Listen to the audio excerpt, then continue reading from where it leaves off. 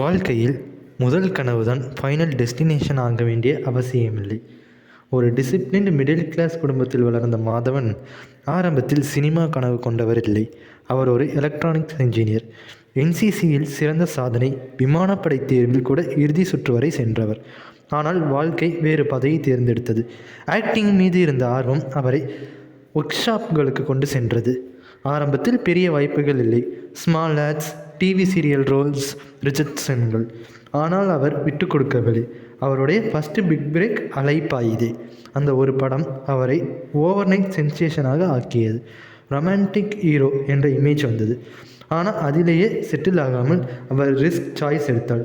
இந்தியில் ரேங் தே பெசந்தி, தமிழில் Vikram Veda, space scientist நம்பி நாராயணன் வாழ்க்கையை எடுத்துக்கொண்ட ராக்கெட்ரி, த நம்பி எஃபெக்ட். ஆக்டிங் மட்டும் இல்லை, டைரக்ஷனையும் ப்ரூவ் பண்ணினார்.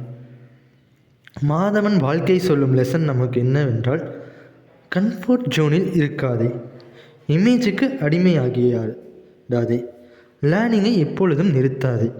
இன்ஜினியரிலிருந்து ஆக்டர், ஆக்டரிலிருந்து டேரக்டர், கண்டினியூஸ் எவால்யூவேஷன் தான் அவருடைய சீக்ரெட்.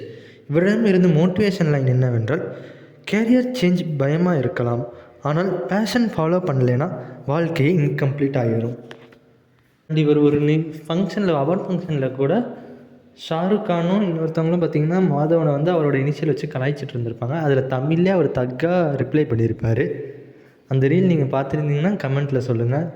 அண்ட் உங்களுக்கு எத்தனை பேருக்கு மேடியை பிடிக்கும்னு கமெண்ட்டில் மேடின்னு கமெண்ட் பண்ணிட்டு போங்க. பார்க்கலாம் எத்தனை பேருக்கு மேடியை பிடிக்கும்ன்ட்டு. ஸோ நீங்கள் நம்ம சேனலுக்கு புதுசாக தான் மறக்காமல் நம்ம சேனல் லைக் பண்ணுங்கள், ஷேர் பண்ணுங்கள், சப்ஸ்கிரைப் பண்ணிக்கோங்க. 100 days 100 motivational சேலஞ்ச் வந்துக்கிட்டே இருக்கும். தேங்க்ஸ் ஃபார் வாட்சிங்.